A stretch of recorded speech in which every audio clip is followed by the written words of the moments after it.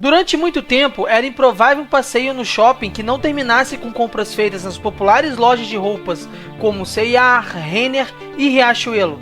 Porém, o varejo de vestuário está passando por uma severa crise diante de um cenário econômico incerto e com concorrência absurda com marcas estrangeiras. Como ação para proteger o mercado nacional, o governo atual acabou tomando atitude controversa e quem vai pagar por isso é você.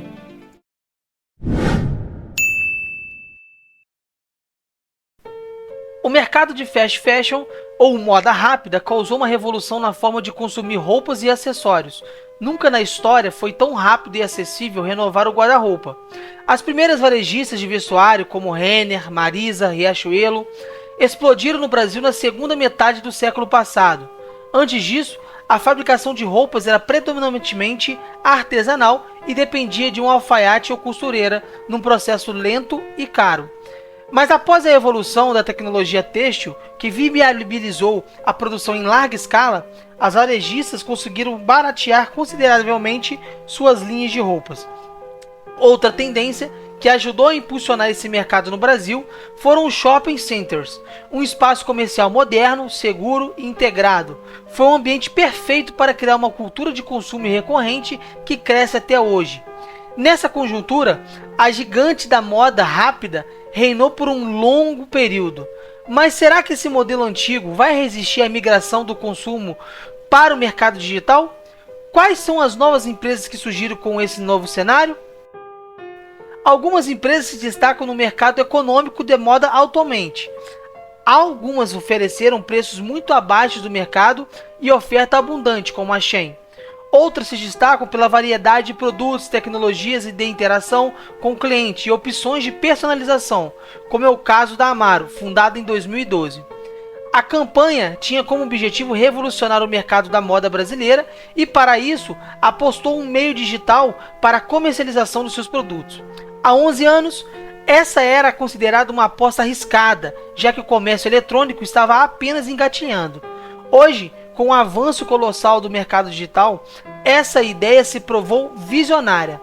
Focada em moda feminina, beleza, bem-estar e decoração, a Amara cresceu com vigor na última década, fazendo um maciço Big Data e a alta tecnologia na fabricação dos produtos, como inteligência artificial para a criação personalizada e oferecer recomendações de estilos para o cliente.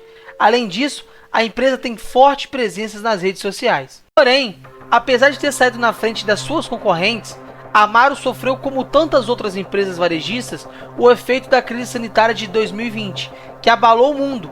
Desde então, passou a enfrentar problemas financeiros sem conseguir se recuperar. No último dia 28 de março, a varejista digital de vestuário entrou com um pedido de recuperação extrajudicial. A solicitação ocorreu ao mesmo tempo em que a Amaro busca seus credores para renegociar as volumosas dívidas que contraiu e é incapaz de pagar. No momento, os débitos da companhia somam quase 245 milhões de reais. Desse montante, 155 milhões de reais são dívidas bancárias e outros 92 são dívidas juntos aos fornecedores. A empresa ainda alega enfrentar ações judiciais que colocam em risco suas atividades empresariais, como a possibilidade de falência, despejo das lojas. A Amaro serve como exemplo cristalino de como as coisas não devem ser do bem para o varejo de moda nacional, seja do digital ou físico. As antigas gigantes do varejo, como C&A, Renner, Riachuelo e Marisa, também atravessam grandes problemas financeiros. A Marisa é a que enfrenta a situação mais preocupante. Em fevereiro deste ano, a marca anunciou estar com um processo de reestruturação com o objetivo de quitar a sua dívida em quase 600 milhões de reais. Além disso, a empresa está tendo de fechar algumas lojas físicas por conta de aluguéis atrasados. Essa notícia, claro, abalaram a imagem da companhia e que agora está enfrentando queda sucessiva das bolsas de valores. Essa tendência de prejuízo das varejistas dos vestuários não começou neste ano. Em maio de 2022, em Guararapes, a dona da Riachuelo divulgou que havia registrado um prejuízo líquido de 80 milhões de reais no primeiro trimestre do ano. A C&A também fechou o terceiro trimestre do ano passado com um déficit de 61 milhões e 400 mil reais. Por fim, a Renner está relatando os problemas nas vendas. Segundo a companhia, as vendas nas lojas caíram 2,5% nos últimos 3 meses do ano passado. Isso ainda é mais alarmante por se tratar de um período em que se o setor historicamente mais aquecido, graças às festas de final de ano, as varejistas de moda estão numa situação tão delicada que as empresas estrangeiras estão fazendo ofertas para adquiri-las. Apesar delas não terem se colocado à venda, o Brasil sentiu os efeitos de uma economia mundial instável no ano de 2022. Aliado a um imprevisível e acirrado cenário eleitoral, que historicamente levava os governos brasileiros a gastar mais, a taxa de juros de mais de 13% no ao ano tem sido uma das grandes vilãs da economia, principalmente para o setor varejista. Com as taxas tão altas, o dinheiro fica mais caro, tomando as linhas de crédito e financiamento menos acessíveis para os consumidores e para as empresas.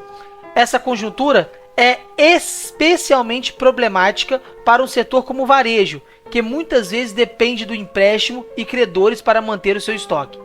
E como o crédito traz consigo um risco de calote, qualquer instituição bancária vai dificultar o acesso a ele quando a situação econômica for incerta. A situação crítica da Amaro e a quase falência das Americanas prejudicaram mais ainda esse setor já debilitado, para o qual os fornecedores estão cada vez mais desconfiados e duros nas negociações, e como conjuntura internacional ajudou a afundar a economia de 2017 a 2022, e as diretrizes econômicas brasileiras eram focadas na diminuição da máquina pública, o que fez com que as taxas de juros, a Selic, ficasse baixa por quase todo esse período. Para enfrentar o problema da inflação, o governo anterior cortou os impostos do ICMS, que pressionava o preço da gasolina para cima, e dessa forma manteve os preços sob controle. Uma inflação baixa, um governo que gasta pouco e uma taxa de juros baixas permitia aos fornecedores conceder crédito com mais facilidade para as empresas que trabalham como crédito a descoberto, ou seja, que compram os insumos dos fornecedores e passam a dívida para o banco pagar. A empresa comprava os produtos dos fornecedores e repassava a dívida para o banco, que pagava os fornecedores e a empresa pagava o banco por meio de juros. Dessa forma, a empresa conseguia oferecer mais produtos enquanto os bancos lucravam com os juros das altas dívidas. A Amar, assim como quase todas as suas concorrentes, fez isso durante muito tempo, mas hoje deve mais de 150 milhões aos bancos e 90 milhões de reais aos seus fornecedores. Os bancos conseguiram essa linha de crédito contando com que a tendência da taxa da Selic seria de baixa, já que a situação era conjuntural. Mas aqui no Brasil, o dever de casa estava sendo feito. Porém, recentemente, a taxa da Selic aumentou do banco e centralizou um viés de alta, ou seja, disse que teve que aumentar ainda mais a inflação, só que subiu bem nas contas públicas e estão ameaçando por gastos excessivos. O calote das lojas americanas aos seus fornecedores serviu como um alerta. Boa parte dos varejistas que registram prejuízos pode não ter fôlego financeiro para honrar os seus compromissos. A nova política de aumento desenfreado de gastos públicos está causando uma grande desconfiança por parte de investidores externos e as do Brasil, que estão reagindo a isso, diminuindo os aportes no país. O varejo, especialmente de vestuário, é um dos setores que mais sofrem com isso. Mas existe uma outra variável nessa equação que representa um enorme desafio para o varejo nacional: a concorrência agressiva do exterior. Alguns anos atrás, as gigantes asiáticas como a Shein, Shopee e AliExpress começaram a ganhar a preferência do consumidor brasileiro. As causas disso são diversas, mas para a maior parte dos clientes, fazer compras do conforto de casa e por um preço muito mais baixo são fatores determinantes. A queda drástica do poder de compra do brasileiro médio, com o crescimento da inflação nos últimos 2 anos, acentuou essa tendência. Gastar dinheiro para ir em um shopping center, onde as lojas praticam preços altos, não faz mais sentido para a maioria das pessoas. A chinesa Shein, por exemplo, só tem lojas virtuais, o que reduz consideravelmente seus custos de operação, como aluguel e energia, entre outras. As roupas seguem direto da fábrica para o depósito, e de lá são exportadas e endereçadas aos compradores finais. Outro motivo da Shein ser tão barata é o foco na rotatividade do seu estoque, vendendo muitas peças por um preço baixo e lucrando na quantidade. Em outras palavras, a empresa prefere ofertar os produtos com margem de lucro menor do que manter um excesso em estoque. Mas o fator que mais desequilibra o jogo é a favor das asiáticas não ter uma carga tributária. A Shein e outras empresas, como a AliExpress, estão inseridas em registros tributários completamente diferentes praticados por aqui. As varejistas da moda brasileira precisam arcar com todos os impostos brasileiros e ainda enfrentar a nossa burocracia, que encarece as operações e o preço final do produto. Além disso, o governo chinês mantém um câmbio artificialmente baixo, o que faz com que o yuan, moeda da China, esteja sempre abaixo do valor verdadeiro, seja em relação ao real, ao dólar ou a qualquer outra moeda relevante. Isso torna os produtos da China muito mais baratos quando se faz a conversão para moeda e impulsiona a exportação chinesa, enchendo os mercados de dezenas de países ao redor do mundo, como o Brasil, com produtos made in China. Essa é considerada uma prática desleal aos olhos da comunidade internacional, do qual a economia chinesa tira proveito. Tendo em vista esse panorama, o atual governo brasileiro pretende tomar uma atitude para proteger o varejo da moda nacional, o que pode, no fim das contas, causar um problema para nós, consumidores. O governo que foi eleito sob a bandeira de defender os pobres pode, na verdade, prejudicá-los seriamente. Decidido a fazer uma reforma tributária baseada no aumento dos impostos, o atual ministro da Fazenda, Fernando Haddad, já deixou claro que pretende fechar o cerco contra gigantes asiáticas com novas taxações. Mas essa proposta, que tem como pretexto dar fôlego ao setor varejista nacional, pode acabar reduzindo as vendas não só das empresas asiáticas, mas como também as das brasileiras. Taxar as empresas estrangeiras que já possuem uma fatia significativa de vendas do varejo online pode ter um efeito contraditório ao inesperado. Isso poderia provocar uma alta dos preços das empresas internacionais, como a China. Esse aumento, somado ao baixo poder de compra que nós brasileiros temos, pode fazer com que gente simplesmente opte por não comprar nada, nem das empresas nacionais, nem das asiáticas. A intervenção do governo nesse sentido poderia também representar uma grave ameaça a toda a cadeia de produção e consumo que envolve o motor da moda rápida. A queda das vendas afetaria primeiro e já debilitaria as varejistas. Em seguida, seus fornecedores sofreriam com uma demanda reduzida. A conta, por fim, como sempre, seria paga pelo consumidor, sobretudo as classes mais baixas, que veriam de forma mais firme o aumento e o preço e, consequentemente, o desemprego. Mas então, qual seria a solução para salvar o varejo de vestuários nacional?